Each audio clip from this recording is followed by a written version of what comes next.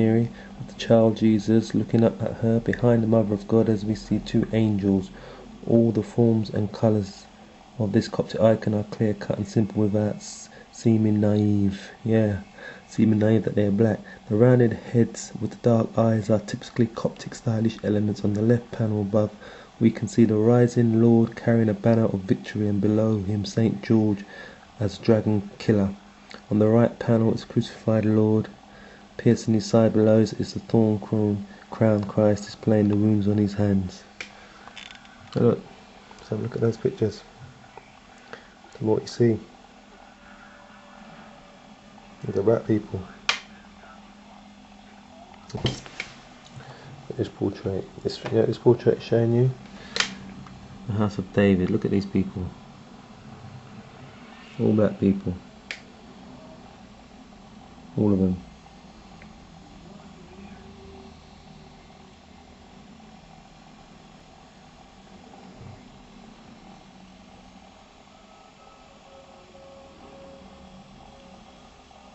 You see that? Beautiful.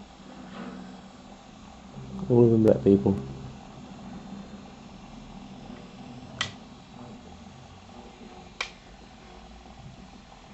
And that's Christ in the middle.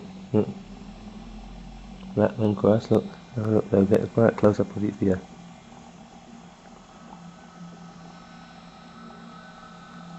Look at that. And it says here, the portrayal of Christ's descent into hell in the centre of the large icon at the right is encircled by a double wreath of images. These depict the life of Christ in 52 separate scenes. They begin with the solemn decision of the threefold God to become human in Jesus, the Logos, and they end with the Domitian of the Mother of God. The large icon at the left below, the genealogy of Christ, of Jesus, the root of Jesse, is prominently displayed. The root of Jesse. The 9 separate panels depict from above left to right Sophia, the wisdom of God, Christ is sent into hell, the Mother of God of burning bush, Mary's entrance into the temple, the synaxis of the Mother of God, the protecting veil of the Mother of God, celebrating the icon of the Vladimir Mother of God. Now, that was really prominent in what we were just reading there. Was the part there it says, on the large icon on the left, below the genealogy of Jesus, the root of Jesse, is prominently displayed. Right? That's this one here. So, why would it be talking about the genealogy of Christ, the root of David, if he didn't come out of the lions of David, Solomon, and come from that line there? You know, why would it be talking about that if Christ wasn't born by sperm, if Joseph hadn't impregnated Mary, because Joseph comes from the line of David and Jesse, yeah, David's father, Solomon, comes from that bloodline there. Why would this be talking about this picture depicting the genealogy of Christ if he wasn't born the same way as we all were born, through mother and father having sex? Look at that. These are 9th century pictures. Beautiful. Showing you the whole bloodline, this genealogy, which describes in Matthew chapter 1 in the Bible. Yeah. This picture here depicts Archangel Michael on his horse, Ivan the Terrible. You hear about the Russian, there's another black man, they tell he's a white man but he's a black man because all of those places were inhabited by black people back then, yeah, in the 14th century. His army, look at that, army full of black men.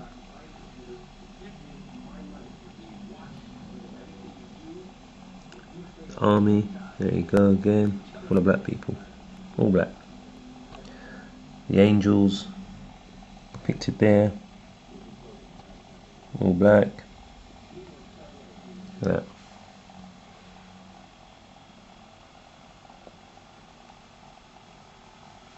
And if we come down and read what it says here,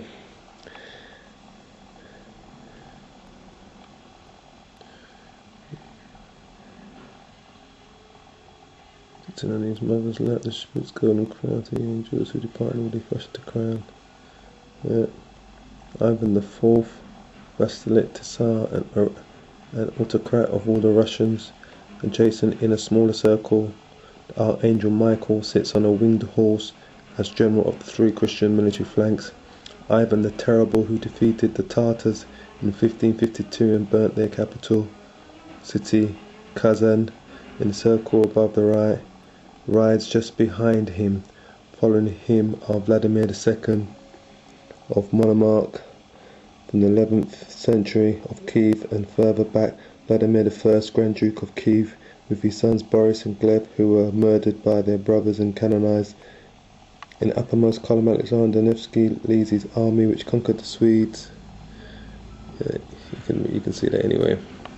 And that's them there once again. Michael the Archangel in front, as you can see. Ivan the Terrible behind him. His army of Black Russians. That's where you hear about the term Black Russians, because the Russians were originally black, I'm afraid to say. Yeah.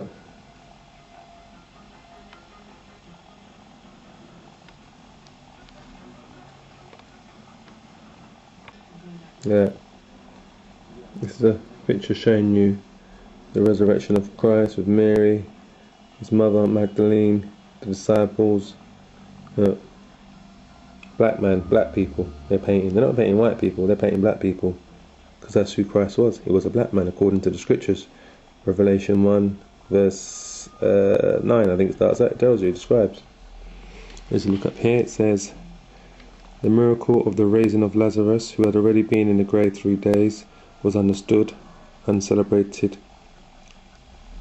liturgically in the early church as a foreshadowing of the resurrection of Christ, as a declaration of the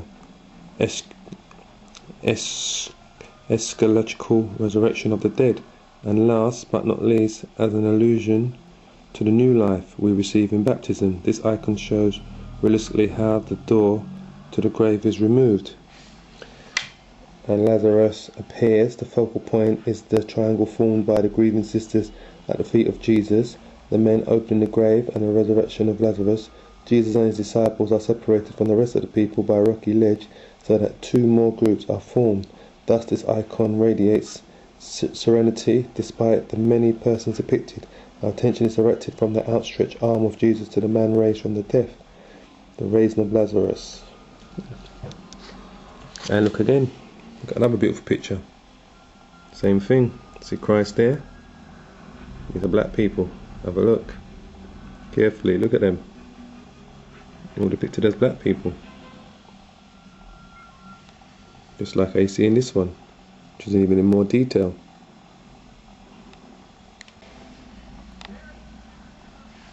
Another picture.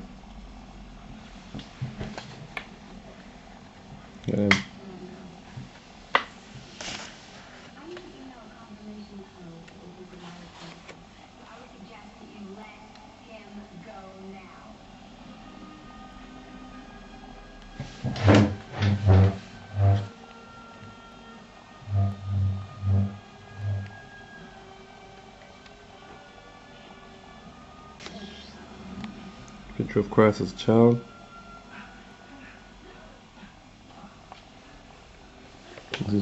This is from Emmanuel, Christ Emmanuel, 1697, in this small icon. The wise countenance of the pre-existence Emmanuel looks as though he is hypnotizing the beholder. The right eye pierced slightly towards the left, while the left eye is focused straight ahead. That's him there.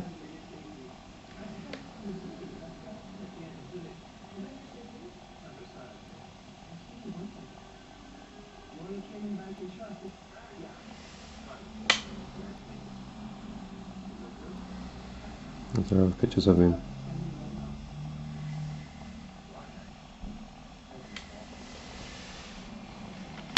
More icons showing you the Israelites. All these pictures. This is another 14th century picture.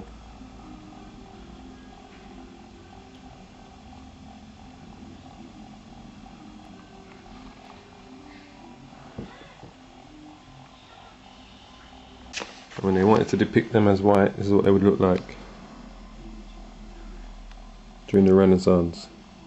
When they want to change Mary to white, look, you can clearly see they paint them as white.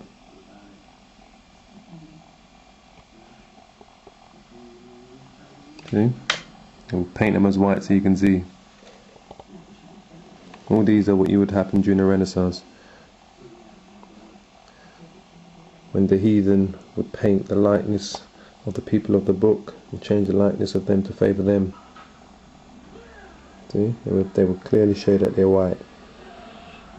So don't think when I'm showing these pictures of these people in black that they're not painting them who they were. That's who they were. These are pictures now from the 16th, 17th century during the Renaissance. It even shows you iconography of the Mother of God in the order of her literal feasts, surrounded by feast day scenes, first half of the 19th century. You see? It's well into the heart of the Renaissance they're doing this. Burning bush by 160 miniature icons, all of which depict Mary with the child Jesus. The name of the icon is written underneath each small image, although the faithful beholder will immediately recognize each type of Mother of God icon simply on the basis of the posture of Mary and the child. You see? This is when they changed it all. As it clearly says there, first half of the 19th century. Quickly show you again. Renaissance.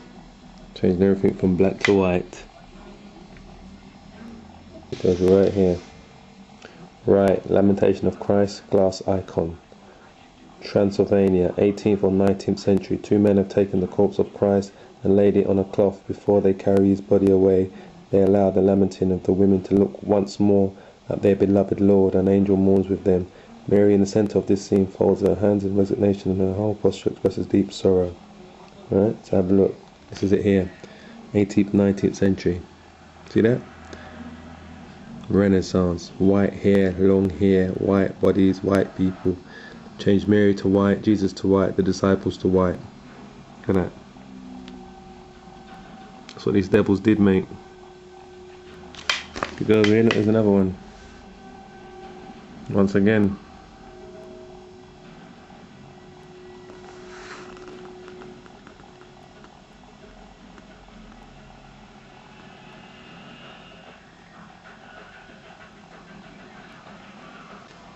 We'll look at the original pictures of Mary, white woman.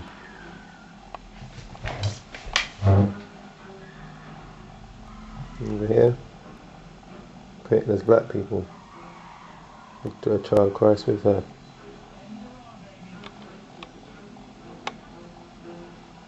Yeah. This book is called Icons, Fascination and the Reality. That's what it's called. Yeah. By Conrad Honest and Anne-Marie Sniper. And even the cover of it, they show you Christ and Mary, black woman, black baby, in the picture. Because I know what they did, these devils. But the scripture says, Jacob will not wax his face white, pale, never. And you can see, this is another picture showing you the Egyptians going after the children of Israel during the time of the Exodus. Pharaoh there, black Egyptians as we know, and those are the children of Israel, depicted black. These are pictures from the ancient sites in Egypt, in Luxor, yeah. And as it says here, it says, and it was told the king of Egypt that the people fled, and the heart of Pharaoh was turned, and he made ready his chariots and pursued after the children of Israel. Exodus 14, chapter 14, verse 5 to 8. And children of Israel, as you can see, are all black people that he's pursuing. He's not pursuing no white people there. These are portraits of Joseph, black man, as you can see. And these are more portraits here. And these are all from the relics that have been left in Egypt on the walls, painted in temples, in the Valley of the Kings and the Valley of the Queens, in Luxor, all throughout. Look at these. Hebrew Israelites. And this is a picture, okay, that's depicted of Abraham going down into Egypt roughly 2000 BC. Yeah? Look at that. Right, with the Israelite women. These Israelite women. And these are black people. Look. Let's look at their features. Look at these. Yeah, with their afros and their beards. And over here, you see, looks at, and Abraham went down into Egypt to sojourn there, for the famine was grievous in the land. A wall painting in a tomb at Beni Hassan in Egypt gives us a lively impression of how we should think of the patriarch and his family as they made their way into the land of the pharaohs. This valuable record, dating from about 1900 BC, shows us a caravan of desert Bedouins led by a foreign prince. The men have long hair which comes low over their brow and hang down at the back. They wear imperial beads, Leviticus chapter 19 verse 27, 21 and 5, which are neatly trimmed. Samuel 2 chapter 19 verse 24. Their dress is varied, and some are clad in the cloaks reaching just below the knee. Look at that. Perfectly showing you them. These are Israelites, black Israelites going down.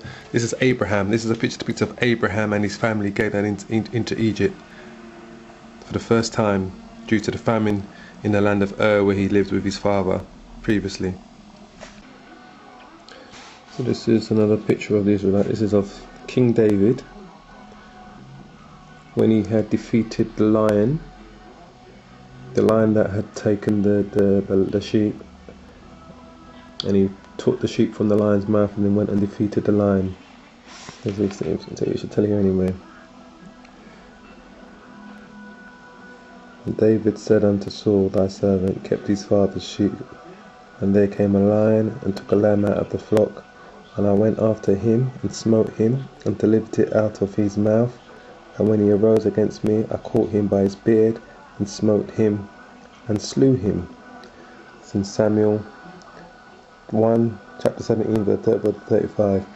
And these are pictures that these are old relics that they found in Israel, showing you this of King David,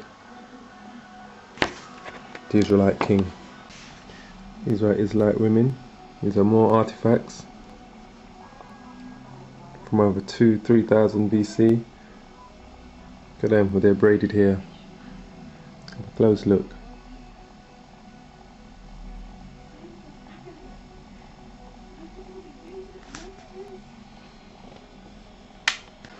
More relic of the Israelites building ships.